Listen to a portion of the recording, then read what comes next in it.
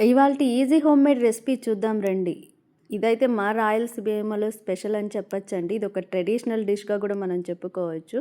ఆలు పితిక పప్పు కర్రీ. అసలు ఈ పితిక పప్పు అంటే ఏంటి? నానబెట్టిన అలసందలని నైట్ అంతా నానబెట్టుకొని వాటిని పైనున్న పొట్టు తీసేస్తే వీటిని పితిక పప్పు అంటారండి. ఇవి బంగాళదుంపలు. వీటిని సన్నగా కట్ చేసుకోవాలి. కొద్దిగా ఆయిల్ వేసుకొని ఆనియన్స్, అల్లం తెల్లగడ్డ పేస్ట్ వేసుకోవాలి. ఈ అల్లం తెల్లగడ్డ పేస్ట్ అన్నది ఇంట్లో చేసుకుంటే చాలా బాగుంటుంది. నేనైతే ఇంట్లోనే ప్రిపేర్ చేస్తాను. బయటవి అస్సలు తెచ్చుకోనండి. ఇది ఆయిల్‌లో ఆ ఎర్రగడ్డలు బ్రౌన్ కలర్ వచ్చిన తర్వాత కొద్దిగా అల్లం పేస్ట్ వేసుకున్న తర్వాత మనం ఇందులో టమాటాలు, బంగాళదుంపలు వేసి బాగా వేయించుకోవాలి. ఇప్పుడు మన పితిక పప్పును వేసుకోవాలి. ఇందులో కొద్దిగా మనం ఉప్పుని యాడ్ చేసుకోవాలి. ఉప్పు, పసుపుని యాడ్ చేసుకొని బాగా కలుపుకోవాలండి. ఒక 2 మినిట్స్ అలా మగ్గిన తర్వాత వీటిని కొంచెం అంటే ఆయిల్, ఆ సాల్ట్ అన్నది వీటికి బాగా పట్టాలి. అప్పుడే మనకి కొంచెం టేస్ట్ అన్నది వస్తుంది. ఇదైతే మాకు ట్రెడిషనల్ డిష్‌గా మేము సంక్రాంతి పండగకి స్పెషల్‌గా దోశల్లో అయితే చేసుకుంటామండి. చాలా బాగుంటుంది. మీరు కూడా ట్రై చేయండి. అస్సలు వద్దనరు. ఎప్పుడు చట్నీలే నా దోశల్లోకి. దోశల్లోకి రోజు చట్నీలు చాలా బోర్ కదా! ఇప్పుడు మనం ఇందులో ఒక సీక్రెట్ మసాలానైతే వేయబోతున్నామండి. జస్ట్ కొబ్బరి పొడి.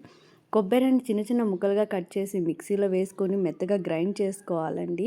ఈ కొబ్బరి పేస్ట్‌ని కొద్దిగా మనం ధనియాల పొడి, కారం పొడి ఒక స్పూన్, ఎందుకంటే పిల్లలు కూడా తింటారు కాబట్టి కొంచెం స్పైసెస్ కావాలనుకున్న వాళ్ళు ఒక 2 స్పూన్స్ కారం యాడ్ చేసుకోవచ్చు. వద్దనుకున్న వాళ్ళు ఒక 1 స్పూన్ యాడ్ చేసుకుంటే సరిపోతుంది.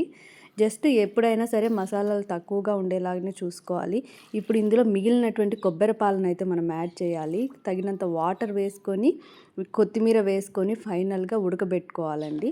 ఒక 10 మినిట్స్ అలా ఉడికిపోతే చాలు. కర్రీ మొత్తం మనకు అవ్వడానికి ఒక 15 నిమిషాలు అయితే పడుతుంది. 15 నిమిషాల్లోనే మనకి సూపర్ కర్రీ అయితే రెడీ అవుతుందండి. ఈ కర్రీ మనకి స్పెషల్‌గా దోశల్లోకైతే చాలా బాగుంటుంది. చపాతీ సైడ్ డిష్‌గా చపాతీలల్లోకి కూడా చాలా బాగుంటుందండి. చపాతీ, పూరి, దోస మీరు రైస్‌లోకి తినొచ్చు కానీ కొంచెం హెవీగా అనిపిస్తుంది మసాలాస్ వల్ల. మిగతా అన్నిట్లోకైతే ఈ కర్రీ సూపర్‌గా ఉంటుందండి. మనం దోసని రెడీ చేసుకుందాం రండి. దోస వేసుకోవాలంటే ఫస్ట్ మనం పిండిని బాగా కలుపుకోవాలి. నైట్ అంతా మ్యారినేట్ అయిన పిండిని పెనము ఎప్పుడు కూడా మీరు చూడండి, పెనంకి దోశ అంటుకుపోకూడదంటే మనం చిన్న ఆనియన్‌తో ఆయిల్ అప్లై చేసి ఇలా ప్యాన్‌ని మాత్రం నీట్‌గా తుడుచుకున్నామంటే దోశ పర్ఫెక్ట్‌గా గుండ్రంగా వస్తుందండి. ఎప్పుడు కూడా మనము వాటర్ చల్లడం అంట ఇలాంటివి చేయకూడదు. కొద్దిగా ఆయిల్ అప్లై చేసి మనం దోసను వేసుకోవాలి. ఈ కర్రీ మీరు ట్రై చేసి చూడండి. కామెంట్‌లో చెప్పండి ఎలా ఉంటుందో. చాలా బాగుంటుందండి. ఇలాంటి వీడియోస్ మీకు కావాలనుకుంటే రాయలసీమ స్పెషల్ కర్రీస్ అండి. ట్రెడిషనల్ కర్రీస్ అన్నీ కూడా మన ఛానల్‌లో ఉంటాయి. వీడియో నచ్చితే లైక్ చేయండి, షేర్ చేయండి, కామెంట్ చేయండి. ఛానల్‌ని సబ్స్క్రైబ్ చేసుకోండి. ఇలాంటి వంటలన్నీ మన జ్యోతి రుచుల్లో డైలీ అప్డేట్ చేస్తూ ఉంటాను. Thank you to watch.